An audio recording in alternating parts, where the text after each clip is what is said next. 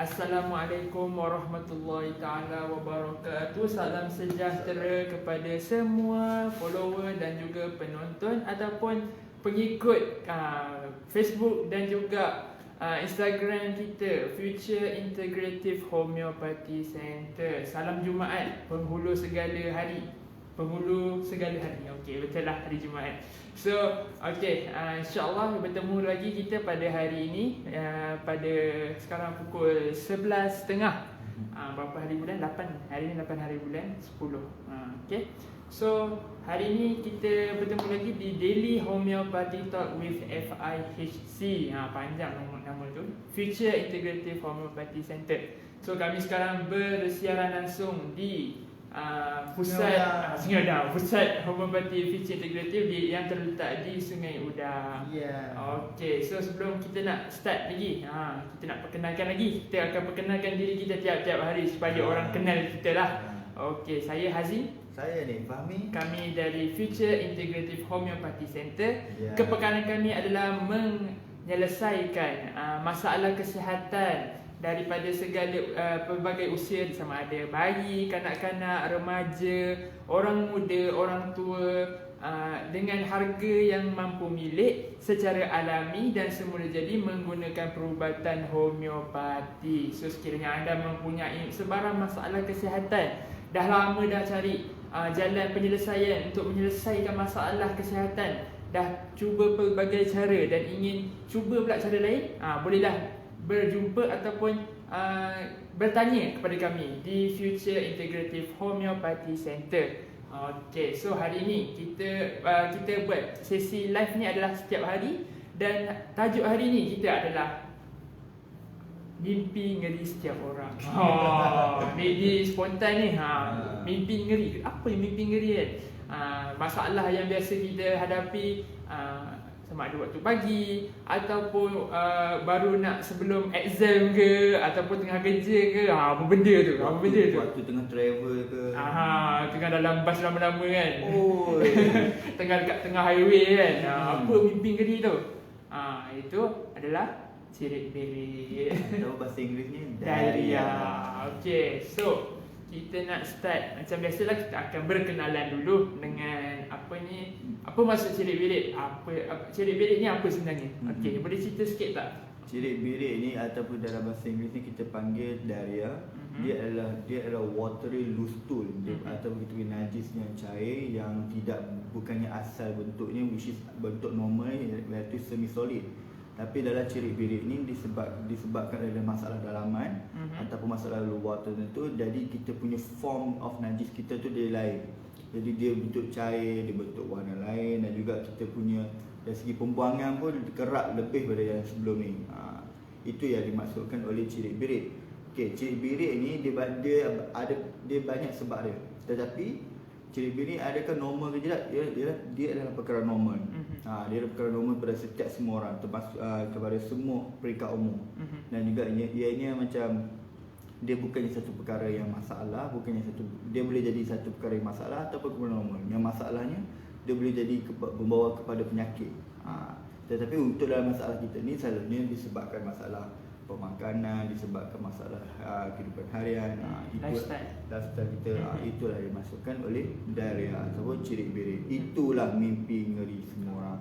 Bayangkanlah kita tengah duk kerja, ataupun kita kerja lah, tengah duk travel. Kita tengah travel duk dekat luar mana-mana kan. Kita merasa nak buang. Nak buang kat mana tu? And then selalunya bila jadi macam ni disebabkan oleh situasi kawasan juga. Selalunya kita selalu dengar istilah traveller diarrhea. Even dalam buku medical pun ada juga dalam dia sebut istilah tu. Sebab apa? Dia masalahnya situasi berlaku bila kita berjalan di luar ataupun kita berada di luar tempat kita punya comfort gitu. That's why bila dapat situasi macam ni, apa yang kita boleh buat dan apa punca dia bila jadi macam ni. So ada juga dah orang jenis yang contoh, ada juga orang yang jenis tak biasa dengan tempat baru. Tu kes yang lain lah. Dia punya konsep adalah sama, macam dia keluar daripada tempat dia biasa berada, and then masa tu lah dia nak buang yang besar. Kalau perasan macam budak-budak lah, dia juga orang besar. Kalau nak pergi berjalan, dah nak gerak time tu nak pergi kencing, time tu dah nak pergi buang besar. Awal-awal dulu tak rasa. Dia nak bergerak tu dah rasa macam-macam. Saya yakin setiap orang yang ada dekat sini mesti pernah sekali lah. Tak banyak kali pun sekali. Tengah jalan tu mesti ada yang tengah rasa nak buang air besar. So benda ni adalah satu macam kebiasaan lah pada mereka yang ada di luar sana. Okay, so kita dah tahu maksud dia kan. Biasanya macam Nick kata tadi adalah sebabkan lifestyle, pemakanan. Selain daripada itu, apa lagi yang kita boleh rasa macam apa yang boleh menyebabkan diarrhea ni ataupun cerit-berit ni? Okey, diarrhea ni ataupun cerit-berit dia boleh jadi disebabkan oleh basically selalunya jangkitan. Jangkitan dia, okey, macam mana kita boleh dapat jangkitan tu dan boleh menyebabkan dia mendapat diarrhea ataupun cerit-berit. Jangkitan selalu kita dapat daripada makanan. Betul. Daripada minuman, daripada kawasan sekeliling kita, kita punya kebersihan. Disebabkan itulah pentingnya kita tahu apa kita punya kebersihan kita dari segi makanan dan juga minuman. Sumber makanan kita, kebersihan makanan kita. Itu memang kita kena tahulah, sebab dia disebabkan satu oleh sensitivity oleh badan kita. Bila dia affect sensitivity, itu dia akan tunjuk badan kita akan react lah melalui pembuangan, melalui muntah ataupun cerit-berit dan juga buang air besar yang kerap. Itu one of the jangkitan, dan juga jangkitan disebabkan oleh pemakanan kita ambil. Dan kedua disebabkan oleh mungkin daripada orang itu sensitivity sendiri, which is yang selalu kita jumpanya lactose intolerant. Orang itu dia tak boleh dengan lactose contoh daripada susu, daripada makanan dairy product, dia memang tak boleh produk tunusu, dia memang tak boleh yang itu. Sebab apa, dalam badan dia memang dia genetically badan dia memang tak boleh nak ngam itu, which is dia tak boleh nak absorb, tak boleh nak digest itu. That's why ada masalah sikit dari sini. That's why dia selalu dapat diarrhea dari situ. Tapi ada kadang tu orang tu yang jenis dia contohlah orang yang biasa pagi-pagi minum kopi, minum susu. Itu dia akan terus membuang. Itu lain cerita. Itu bukan cerit-berit. Itu adalah normal. Bila kita minum something caffeine ataupun produk jenis tu, benda tu dia akan orang kata daily punya pembuangan lah. Pembuangan harian. So benda tu adalah biasa. Yang tak biasa lebih 3 kali ataupun 2 kali sehari. Duk rasa nak buang je, nak duduk pun nak buang je, tengah buat kerja pun rasa nak buang je. So bila dah berterusan tu, itu yang tak elok lah. Kita sendiri pun akan rasa macam tak elok lah benda ni. Sebab benda yang tak elok ni benda yang biasa mengganggu kita punya rutin harian. Yang benda rutin harian tu lah, ada benda sesuatu yang tak normal. So bila selain daripada yang kita dah tahu sebab apa, boleh caffeine boleh menyebabkan lagi diarrhea ataupun produk tenesu, selain daripada tu adalah pemakanan. Pemakanan pun makanan yang biasa orang yang tak biasa makan, contoh makan sushi. Sushi tu biasanya orang yang tak sushi tu adalah ikan yang tak dimasak. So benda tu kita tak tahu dari mana ikan tu. Kalau kita yakin dengan dari mana ikan tu datang dan rasa macam dah biasa makan kat situ, perut okey, boleh teruskan. Tapi sekali macam lepas makan tu, first time makan ada sakit perut, tu dah tanda untuk stop lah daripada makan makanan yang tak dimasak. Seeloknya kita masak lah, kita tak tahu bakteria apa ada kat situ, apa benda yang dihinggap dekat ikan tu ataupun dekat makanan yang tak dimasak tu. So seeloknya dimasak, sebab bila kita masak tu segala bakteria, segala apa yang ada di daging ke ataupun di dalam ikan tu ke, dia dimatilah. So benda tu lebih selamat, lebih hygienik. So selain daripada makanan, minuman, semua tu boleh jagalah. Selain daripada tu, ada juga daripada yang jenis yang tak pernah basuh tangan sebelum makan. Tak pernah basuh tangan ni pelik lah.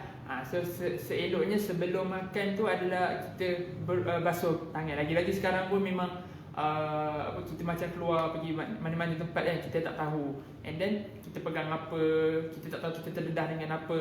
So benda tu adalah lebih selamat kita basuh tangan sebelum makan. Benda tu benda basic lah, basic hygiene.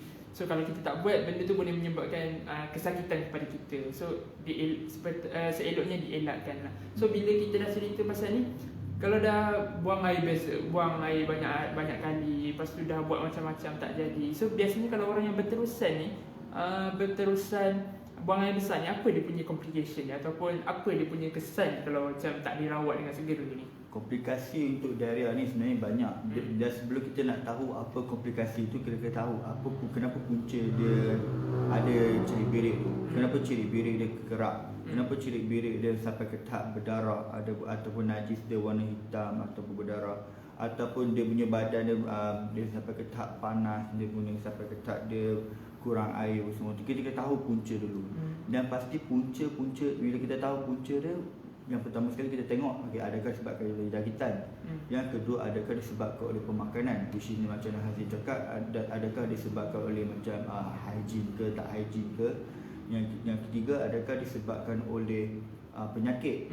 Andai kata dia ada masalah penyakit, contohnya seperti sakit perut ke, ataupun dia ada keradangan usus ke, ataupun ada masalah bahasa Inggeris kita panggil irritable bowel syndrome, ataupun kita panggil inflammatory bowel disease. Dulu ni beza lah IBS dengan IBD, dulu ni beza sikit. Kita akan bincang benda yang akan datang. Yang keempat, adakah disebabkan oleh masalah lain, contoh dari segi mental, ataupun masalah dari segi stres semua tu. Jadi bila kita tahu punca ni, baru kita boleh pasti complication ni macam mana. Complication yang akan datang bila kita pembuangan kita punya ciri birik ni kerak, which is lebih daripada 3 kali, dia akan selalunya akan bawa penyakit. Benda basic dia akan bawa penyakit. Yang pertama, dia akan lead kepada dehydration, which is kita kurang air. Sebab apa? Bila kita kita buang everything dalam badan kita. Kita buang dan juga bila action buangnya banyak dan air pun kurang. Jadi untuk orang itu kita ada managementnya. Yang kedua, orang ni akan mendapat bila sebabkan pembuangan yang banyak, ciri-ciri komplikasi yang kedua ni adalah dia akan paling biasa lah, dia akan rasa sakit dekat dia punya bahagian tubuh tu. Dia akan sakit, dia akan rasa pedih, dia akan rasa macam very burning feeling. Rasa terbakar, pedih, rasa stinging. Disebabkan dia urging. Dia meneran kuat. Strain. Dia strain, dia meneran. That's why dia macam ke tahap dia sakit tak. Itu ialah komplikasi kedua. Yang ketiga, kita akan nampak dari segi contohnya dari segi najis dia macam ni. Najis dia adakah dia warna merah, adakah warna hijau, adakah dia warna ni. Kita akan nampak dari segi komplikasi tu. Benda macam tu lah yang akan selalunya bila macam ni, bila kita nampak komplikasi macam ni, before kita nampak pun kita kena pergi ke doktor. Kita kena pergi ke hospital sebab kita nak tahu apa punca sebab tu. Sebab macam konsep tahu punca ni adalah macam apa panggil, macam mana pokok tu tak bergoyang sekiranya tak ada angin. Macam tu kita kena terawat penyakit ni daripada akar dia. So kita cabut akar dia, simptom-simptom yang ada tu akan dengan secara perlahan akan pergi. So kita kena cabut akar dia, which is cause dia, punca dia. So kita kena rawat dia punya punca dia, ataupun kita putuskan punca dia. Macam contoh ada yang disebabkan makan makanan yang tak dimasak tu, so kita stop makan. Boleh je benda tu dirawat tanpa ubat, tapi kalau benda tu berterusan, macam tadi Nik cakap ada berdarah kan, itu tandanya dah ada luka dah dekat dalam tubuh tu yang menyebabkan dia jadi berdarah tu sampai meneran yang kuat. Dia duduk dekat dalam dalam tandas pun lama je kan. So sampai bila dah duduk dalam tandas lama, kaki dah kebas apa semua, tu dah tanda kena pergi hospital ataupun pergi klinik yang berdekatan dengan segera, supaya benda tu tak jadi dehydration. Bila dehydration ni badan dah tak boleh nak jalan dah. So seeloknya sebelum macam kalau nak pergi tu, minum air banyak-banyak. So supaya kita boleh tak adalah perjalanan nak ke sana pingsan ke, kita tak nak benda tu berlaku sebelum dirawat. So kita dah cerita pasal pasal complication. So apa cara yang kita nak menguras lah, kita manage dia. Macam mana kita nak manage dalam kalau macam biasa lah, tak ada macam dekat rumah aje. Home management lah kita panggil. So Kalau home management yang pertama, ni tanpa ubat lah, tanpa ubat. First kita kena minum air banyak. Minum air banyak dulu, minum air 8 gelas. 8 gelas. 8 gelas. Bukan 8 liter. 8 gelas. And then dan juga mengikut orang tu juga, mungkin 3 liter ataupun 25 ataupun 28. Bergantung pada orang tu. Which is that minum air yang secukupnya adalah perkara penting dalam menangani masalah ciri-berik ni. Itu yang pertama. Yang kedua, make sure pemakanan kita itu bersih. Avoid makanan-makanan yang mentah, makanan-makanan yang raw. Elakkan makanan itu dulu, dan pastikan dan juga makan makanan yang dimasak secukupnya. Maksudnya terasa mudah, jangan makan lah. Kalau boleh untuk orang yang ada masalah ciri-berik, jangan makan makanan yang raw, jangan makan makanan mentah, dan juga make sure yang makanan tu bersih. Dan juga atau orang kata check expiry date tu. Kena check expiry date. Kadang tak perasan dalam peti ais lama macam duduk lagi ni masak. Tengok-tengok dah expired. Lepas tu dah keracunan makanan. Sakit perut. Makan roti, selalunya roti lah. Bila kita makan roti, tak perasan pun ada hijau kulat tu. Kena make sure tu. Kena pastikan which is pemakanan kita tu bersih. Itu makanan. Dan juga air, ini yang ketiga, air. Make sure air kita minum tu daripada air yang bersih. Minum air tapis sepatutnya. Dan juga pastikan air tu adalah air yang dimasak, air diboilkan dulu, air dia baru kita minum. Jangan kita straight minum air daripada pipe tu, minum terus. Lainlah kalau air pipe tu dah filter, tak apalah. Kalau air pipe tu dia tak pipe lagi, dia tak filter lagi, dia tak dimasak lagi, memang akan bawa lagi lah sakit perut tu. Jadi avoidkan itu. Dan juga atasi masalah tu dengan masak air dan juga filterkan air tu. Macam air pipe sendiri tu ada bahan kimia, macam kalau macam sebab dia dah melalui rawatan loji, dan dia datang kubahan, dia dah apa panggil, dia dah ada macam-macam dah letak dalam tu untuk merawat air tersebut. So kita seeloknya kita masak dulu air tu, tak ada minum terus. Kalau tengok cerita western itu lain cerita lah. Lalu kita tengok macam drama atau movie macam minum air pipe macam tu je kan. Diorang itu lain, itu sebab itu kat sistem negara diorang ada filtration yang tinggi. Macam dia punya pipe tu macam kowe punya tu lah, yang koko. Segala jenama yang ada penapis air tu. Penapis air tu lah. Itu negara diorang, negara kita lain sikit. Betul. So itu adalah one of the management kan. Ataupun kalau macam ada masalah sangat, okey, ambil antibiotik untuk masalah macam ciri-ciri yang kita pastinya ni disebabkan oleh infection, disebabkan oleh masalah jangkitan yang kuman dalam badan kita. Kita ambil antibiotik, which antibiotik kita yang prescribe oleh doktor yang sah lah. Jangan ambil sendiri pula, pergi farmasi minta ubat sendiri jangan ambil sendiri, tapi lain macam. Sebab dia ada cara dia, ada kita rujuk pada yang lebih berilmu. So selain daripada antibiotik tu semua, ada jugalah daripada segi homeopati sendiri, ada boleh nak membantu dalam melegakan masalah cirit-berit anda. Tapi sebelum kita nak bagi ubat tu, kita kena tanyalah sedikit sebanyak soalan. Kita panggil case taking lah.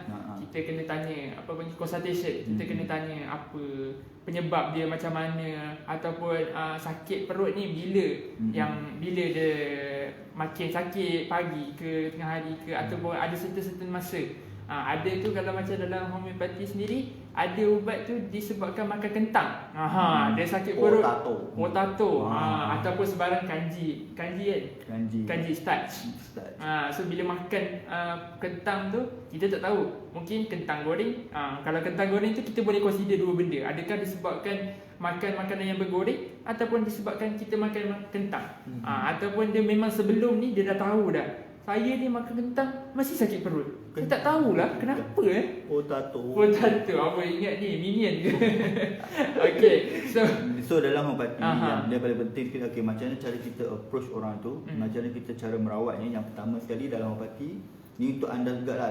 Anda kata macam anda korang datang ke kami, kami macam ambil case, so you guys will get a clue what kind of question that we will ask you. Itulah. Yang pertama kita nak tahu apa punca you dapat ciri-berik ni. Yang kedua, kita nak tahu frekuensi you, kekerapan you, berapa kali you buang air besar dalam sehari ni. And then kita nak tahu dari segi bentuk macam mana bentuk najis tu, bentuk cair ke, dan juga kita nak tahu warna dia macam mana, dan juga kita nak tahu adakah berbau yang betul-betul ofensif, busuk sangat, which is bukannya bau najis ni, dia macam bau busuk yang betul-betul very very prominent. Sampai bau tu boleh katakan satu rumah bau. Sebab benda tu bukan yang normal. Bukan normal. Dia bau najis dengan bau busuk yang sebabkan oleh kerosakan, itu lain. Kita boleh beza, which is berbeza oleh orang tu sendiri, bukan kita. Orang yang hadapi tu sendiri boleh tahu, okey ni sebabkan oleh benda lain, bukan ni rutin harian aku. Itu okey, yang tu mengenai bau dan juga bentuk dia.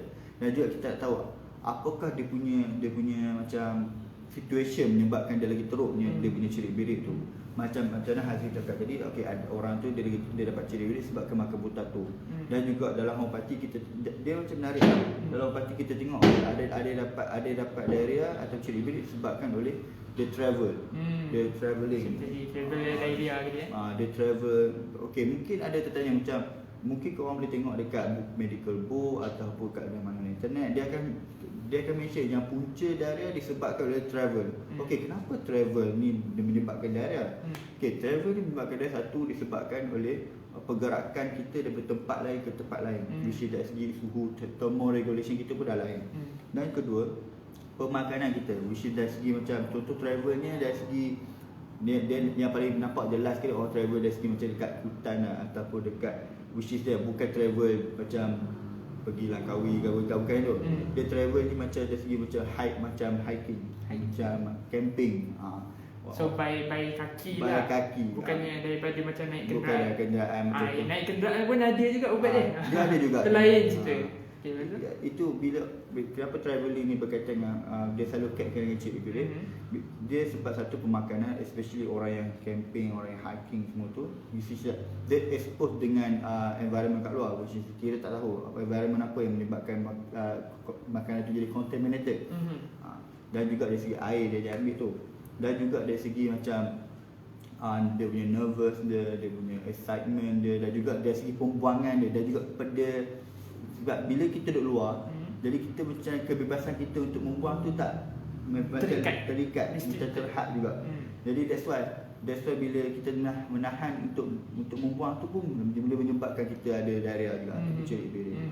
Itulah yang selalu sebenarnya yang punca dia tiga benda ni je. Sebab pemakanan, sebabkan environment, dan juga ketiga sebabkan oleh individu itu sendiri menahan untuk membuang air besar. That's why itu yang membawa kepada cerit-berit. Tinggi dia punya mental strength dia nak menahan air besar tu. Sebab tu dalam Hormati kita tengok itu juga.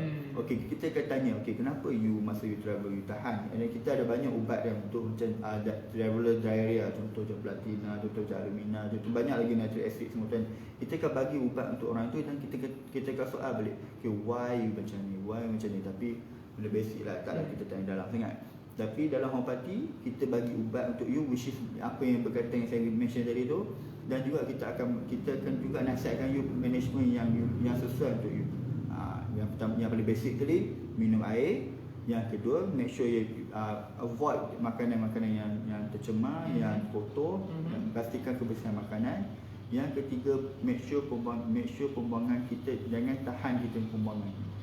Itu yang paling penting sekali yang kita akan tawarkan, yang kita akan bagi nasihat kepada anda lah. Kalau masa datang tu dia macam lagi kalau nak lebih elok ataupun lebih tepat, tangkap gambar warna najis tu. Supaya kita boleh tahu. Kadang kita nampak coklat, tapi bila kita tengok physician ataupun homeopath sendiri tengok, oh ni bukan warna ni. Kita tahu, lebih tahu lah.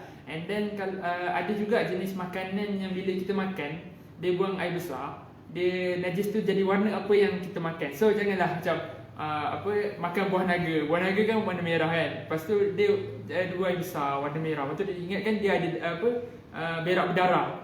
Sedangkan dia adalah hasil daripada makan buah naga tu sendiri. So kadang-kadang kita kena alert dan juga kita kena pandai bezakan adakah tu darah ataupun benda tu adalah sebab kita makan.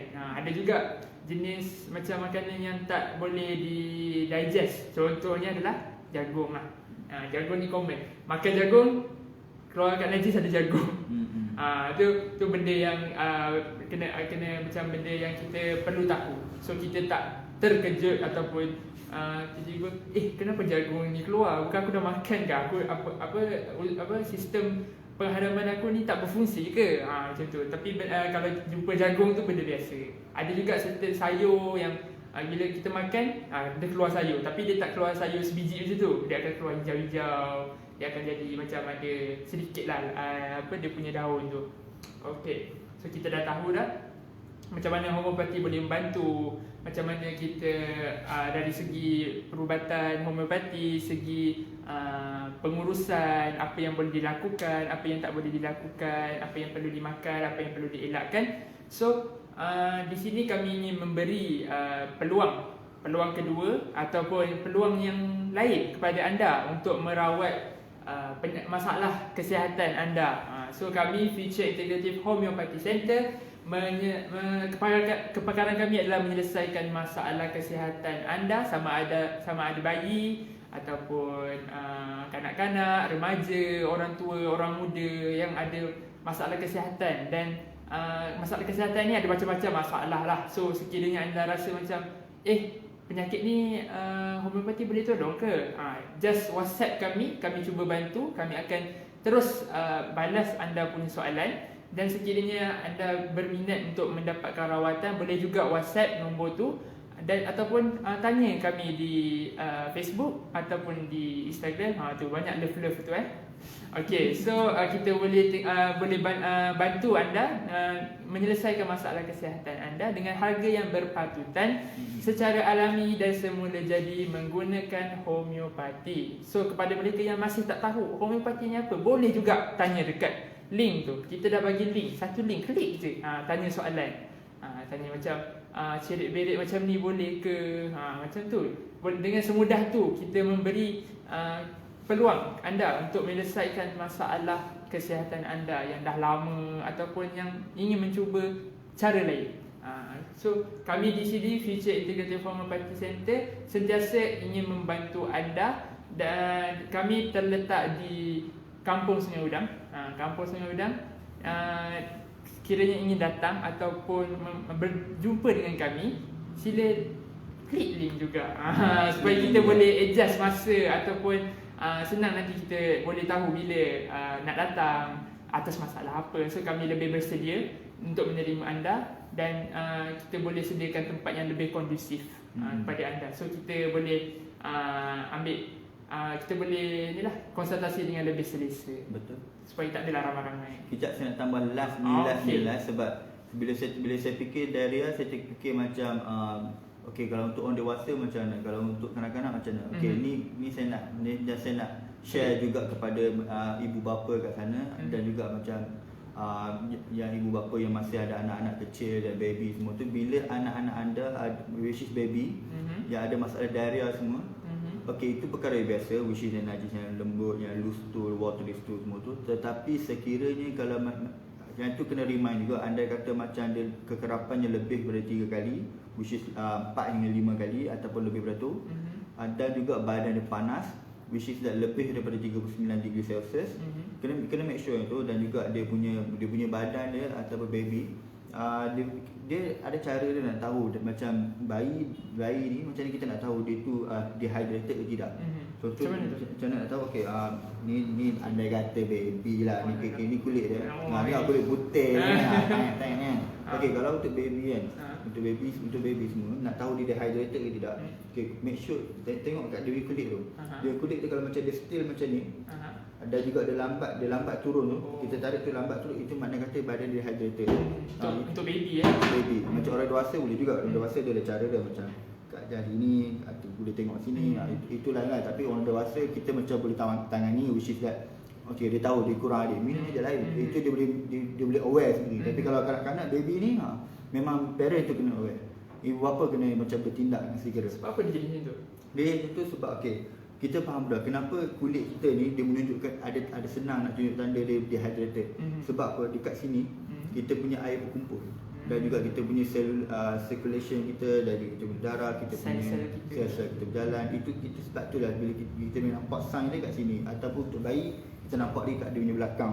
Dia belakang tu kalau macam dia terlembek dan juga tidak berubah bentuk, itu menunjukkan dia punya dehydrated.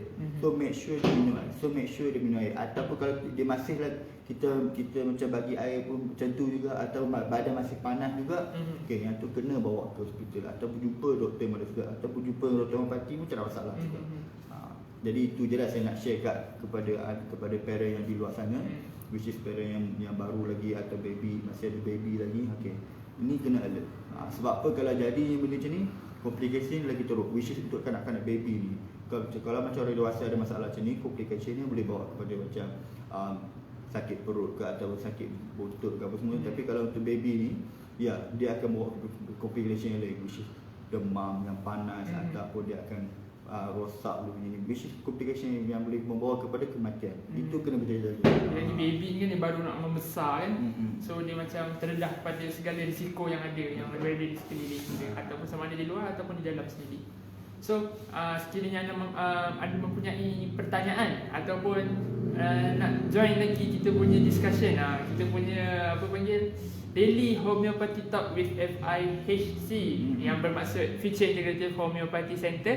Bolehlah tanya di sini ataupun boleh tulis di ruangan komen apa yang anda ingin dengar daripada kami, ataupun mempunyai persoalan yang dah tertanya-tanya, dah lama nak tanya tapi tak tahu siapa nak tanya tentang homeopati, boleh tanya kami, ataupun boleh scroll di Facebook kami. Kami post macam-macam penyakit So bolehlah macam nak tahu, lebih tahu tentang kami, boleh follow Facebook ataupun Instagram, dan juga kalau boleh save nombor terus pun bagus juga.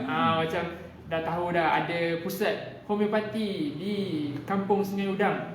Jarang-jarangnya dekat Kampung Sungai Udang ni ada pusat homeopati. So benda ni adalah benda yang bagus dan perlu disebarkan kepada orang lain. So sebagai penutup, apa lagi? Sebagai konklusi lah, kita nak tutup kita punya majlis ni. Okey, konklusi dia untuk kita punya ciri birik ni, memang literally is our nightmare lah. Andai kata macam kita dekat luar, andai kata macam jamban rosak ke apa, ramai orang pula. Tandas penuh. So okay, make sure yang bila kita hadapi situasi macam ni, okay, ingatlah 3 langkah ni. Minum air secukupnya, elakkan makanan yang kotor, ada juga makanan mentah. Yang ketiga, minum air yang bersih. Tiga-tiga ni benda yang pastilah. Oh, tambah lagi boleh makan makanan yang berfiber. Sebab benda kadang ni berak cair ni, sebab fiber tu tak cukup untuk menjadikan untuk pegang najis tu. So bila fiber tak cukup, dia akan jadi fiber atau sebenarnya serat lah. Benda-benda yang berserat macam buah-buahan, sayur-sayuran, kalau tak makan tu memang selain daripada diarrhea, tak diarrhea pun berak pun boleh cair. Untuk orang yang tak suka makan sayur pun kena makan sikit lah sayur. Ataupun tak nak makan sayur langsung, kena makan juga. Yang tak makan buah tu paling kena makan juga. Makan juga. Tapi kalau macam paling malas pun lah, pergilah buat jus buah. Tapi jangan beli yang dekat kedai. Buat sendiri kat rumah. Sebab kat kedai tu kadang ada yang pakai guna buah, ada yang guna sweetener ataupun guna cordial saja. So kita buat, lebih baik kita buat daripada rumah sajalah. Kadang-kadang orang heran kenapa bila dia kata okey saya cik birik tapi saya minum juga jus pun tu. Bila tanya jus mana, jus dari kedai. Memang sebab tak jalan lah. Sebab jus dari kedai tu memang, which is air yang buat tu, dia ada orang yang dia sensitif dengan dia punya kemanisan, sweetener tu. Kemanisan dunia. Yes.